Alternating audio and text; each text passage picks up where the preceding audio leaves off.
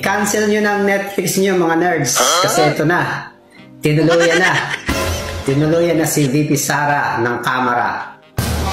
Natuluyan na rin ang impeachment sa kanya. So akala natin hindi umuusad. Akala natin hindi matutuloy.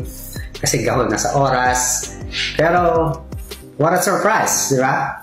So abangan natin kung anong mangyayari niyan. So diniscuss na rin ng Kongreso kung sino yung mga prosecutor. So isa doon actually dalawa sa Quadcom, si Representative Jinky at saka si Representative Acop. So malalaman natin ang bagsik nila pagdating sa Senado sa mismong impeachment trial.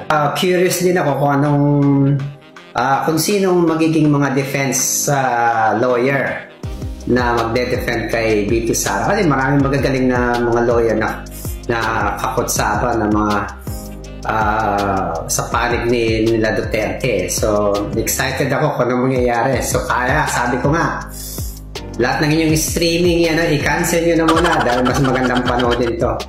Remember, si mismo sa bunganga ni Sara na, why are you questioning the due process?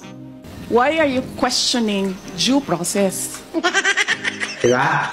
Sabi niya. So ngayon, this is the due process. Diba? May reklamo sa kanya. So nagkaroon ng impeachment. Tingnan natin kung ano mangyayari. Pero ayon sa mga analyst, sa tingin ko rin, dahil mas maraming kapanalig o mga kadikit ang mga Duterte sa Senado, marami nagsasabing mukhang automatic ang acquittal na to. Mukhang maka-acquit siya. Pero malalaman natin. So hopefully, hindi siya mauwi sa wala, di ba? So ano sa tingin niyo mga nerds? Sa tingin niyo maka-acquit ba? O magkakaroon ba ng magandang trial o magandang balitaktakan ng mga prosecutor versus defense, di ba? So, yun, abangan natin. Magandang panoodin to. Ito yung mga gusto kong panoodin yung mga ganitong trial. Yun na, i-cancel nyo na ang inyong mga streaming services. I-cancel nyo na ang Netflix nyo. Mas para sa akin, mas magandang subaybayan ito. Abangan natin ang susunod na kabanata. Alright mga nerds, yun ang aking quick reaction.